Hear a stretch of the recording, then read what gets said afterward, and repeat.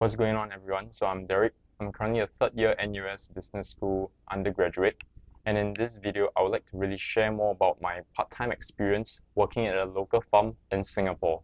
So you might be wondering that since Singapore is such a small country, where do we even have the land to host a farm here?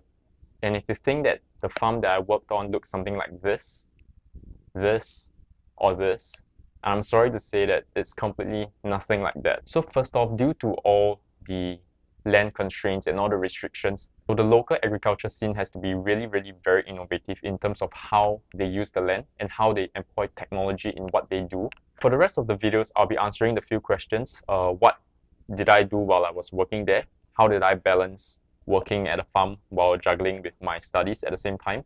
And lastly, it will be what was my biggest takeaway from this entire experience. So for the farm that I worked on is a hydroponics farm. I'll probably do up a video in subsequent sessions to go through more about what hydroponics is all about.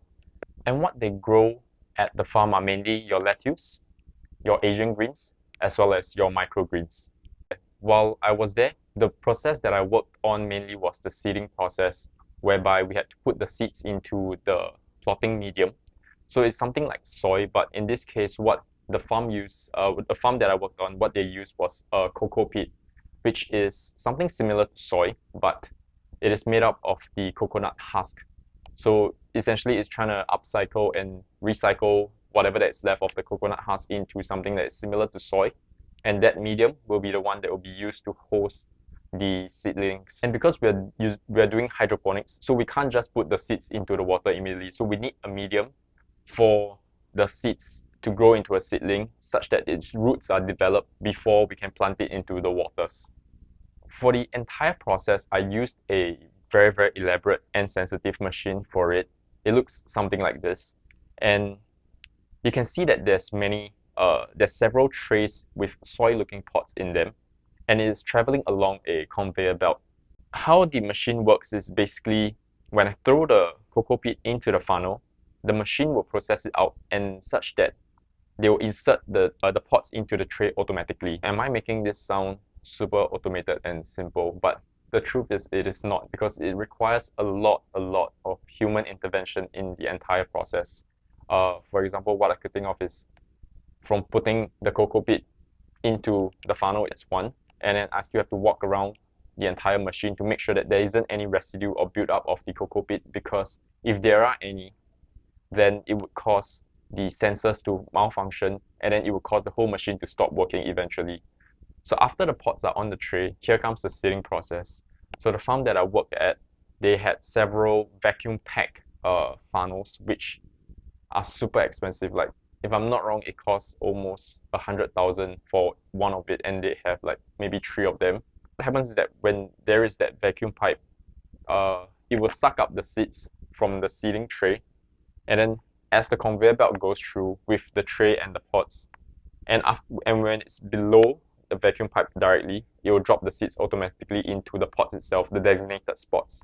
And subsequently, that whole tray will go on to the next section, which is the section that will spray a jet of water onto each of the pots, such that subsequently when they move on into the germination room, then it will just slowly germinate.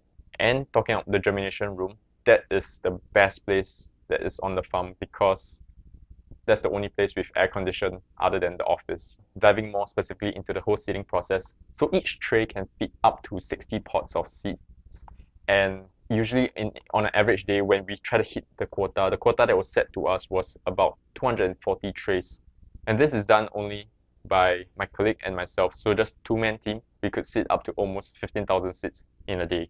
And if you look at this space, there's a lot of potential in it, because imagine how much more we could be doing if we had a few more people.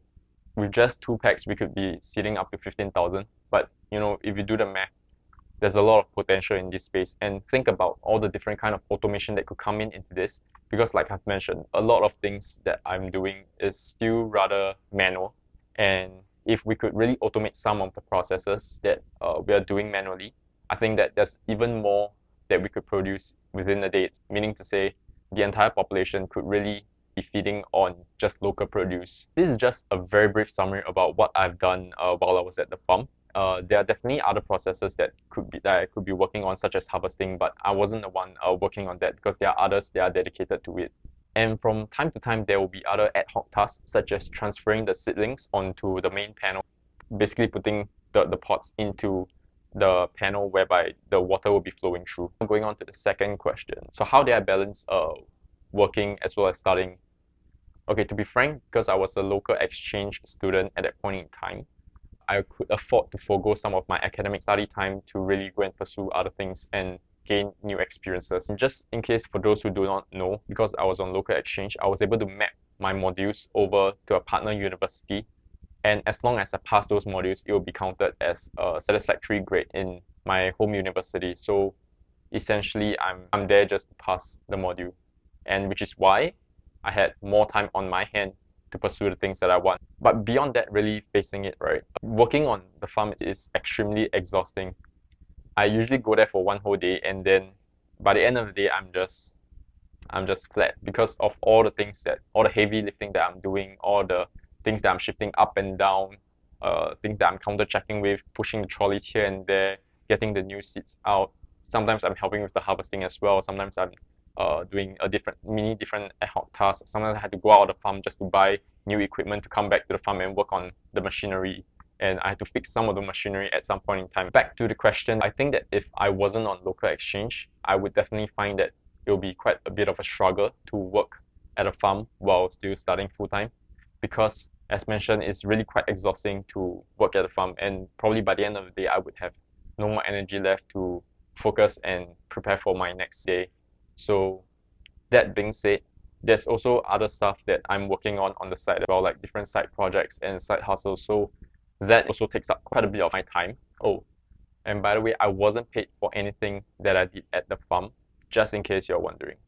Coming to the end, my biggest takeaway of working as a farmer would be the amount of potential that the agriculture space has, but we don't really realize it as individuals who do not have direct contact with the farm. Just based off what I've done there, I think that, and I've seen how the farm operates, and I can feel that there's a lot of things that is ongoing behind the scenes, especially when we go to the local supermarkets and all, we see that there's all the vegetables and all the fruits that are lined up in front of us, very easy and convenient to pick. But what goes on behind the scene, that was something that I was able to experience, and that was something that I felt very fortunate about, because I wouldn't be able to get this kind of experience anywhere else. If I would be working in the office or any other kind of line of work, I wouldn't really be encountering all this.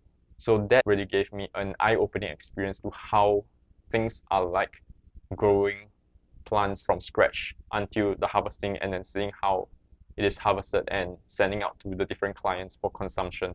So I think that even with the semi-automation that exists currently, there's still a lot of potential that exists in this entire space. And although it was mentioned that by working on the ground, I was able to see how the hydroponic system work. And because of that, I don't think that I'll be able to get the same experience by learning it on Google or even just searching online on YouTube.